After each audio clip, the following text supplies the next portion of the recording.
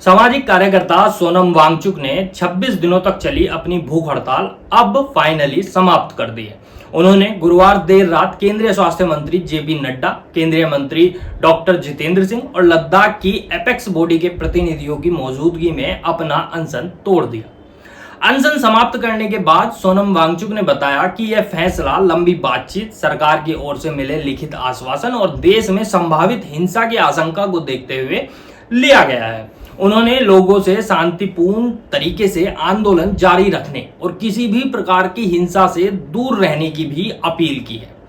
इसके साथ ही विपक्षी सांसदों ने भी लिखित तौर पर उनसे अनशन खत्म करने की मांग की थी। सोनम वांगचुक के भूख हड़ताल खत्म होने के बाद ही कई सवाल भी उठने लगे हैं, जिनमें से एक है कि क्या अब सीजेपी कॉकरोच जनता पार्टी का धरना खत्म हो गया है। इस पर विशेषज्ञों की अलग अलग राय है। इन सवालों पर भी हम आएंगे। उससे पहले जानते हैं कि आखिर क्यों और किन शर्तों पर यह भूख हड़ताल सोनम वांगचुक ने खत्म कर दी। सोनम वांगचुक ने वीडियो जारी कर बताया कि सरकार की ओर से उन्हें लिखित रूप में भरोसा दिया गया है कि पेपर लीक रोकने के लिए ठोस और प्रभावी कदम उठाए जाएंगे। परीक्षा में गड़बड़ी के कारण प्रभावित छात्रों के हितों की रक्षा भी की जाएगी।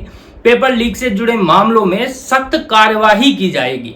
जिन छात्रों ने कथित तौर पर इस मामले से आहत होकर आत्महत्या की, उनके परिवारों को उचित सहायता और मुआवजा देने पर भी विचार किया जाएगा।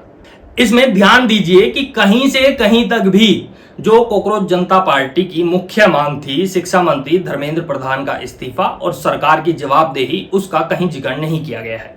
आप पहले ये वीडियो देखिएगा। 26वें दिन मैं आप लोगों को कुछ खास खबर बताना चाहूँगा। अभी रात के लगभग 12:30 बज रहे हैं। अभी थोड़ी देर पहले केंद्रीय मंत्री जेपी नड्डा साहब और जितेंद्र सिंह साहब यहाँ आए थे और लद्दाख के एपेक्स बॉडी के शीर्ष नेतागण भी यहाँ आए थे। और उससे पहले आप लोगों को मालूम है विभिन्न राजनीतिक दलों के लगभग 65 सांसदों ने आकर और हस्ताक्षर देकर हमसे अनशन तोड़ने के लिए कहा और वो संसद में इस मुद्दे पर नीट पेपर्स और परीक्षाओं की प्रणाली पर चर्चा करेंगे, ये आश्वासन दिया। और जो सरकार से इस तरफ से मंत्रीगण आए थे, उन्होंने भी ये आश्वासन दिया, जिसका कि 2 दिन से हम बहुत ही कड़ा क्या कहेंगे, एक तरह का बार्गेन चल रहा था कि मुझे आश्वासन चाहिए और लिखित में चाहिए, और इसमें 2 दिन लगे और मुझे इसलिए अनशन पर 2 दिन और बैठना पड़ा, और ज़्यादा भी बैठ जाता तो आखिर में आज उन्होंने लिखकर आश्वासन दिया है। Government is positive on not registering cases against those protesting peacefully at Jantar Mantar in Delhi and those participating in the march to the Parliament on July 20, 2026.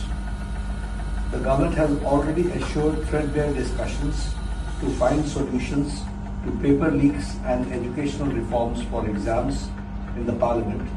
Besides, the government is also positively considering suitable compensations for the suicide victims of recent NEET paper leaks.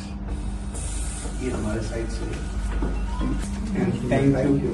I have my leaders from the apex body of Ladakh and the KDA were also here, and they have flown all the way from Ladakh, and I'm grateful to them. Thank you.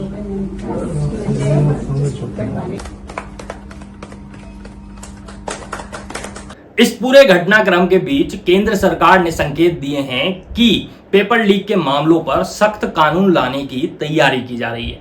प्रस्तावित कानून में fast track अदालतों के माध्यम से मामलों का शीघ्र निपटारा और दोषियों के लिए कड़ी सजा का प्रावधान भी शामिल किया जा सकता है।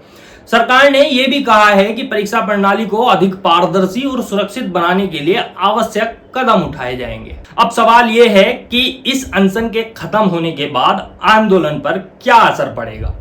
सोनम वांगचुक के अनशन समाप्त करने के बाद आंदोलन के भविष्य को लेकर अलग अलग प्रतिक्रियाएं सामने आ रही हैं।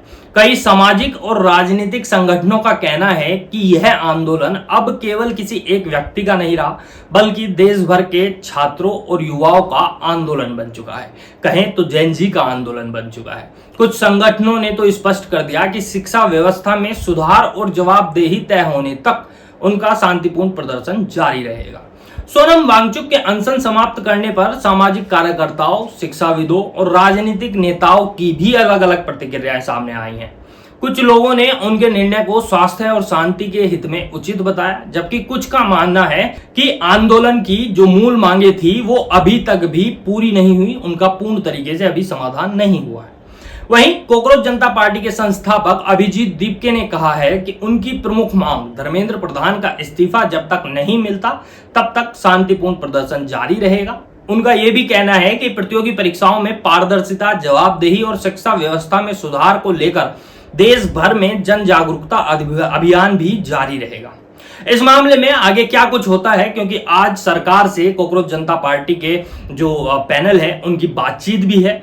शायद जब तक ये वीडियो अपलोड होगी तब तक वो बातचीत भी आ जाएगी, न्यूज़ में आ जाएगी, तो उस पर भी हम आपको अपडेट देंगे। साथ ही अगर वीडियो हमारी अच्छी लगी हो, इंफॉर्मेटिव लग रही हो, तो चैनल को सब्सक्राइब जरूर कर दें। धन्यवाद।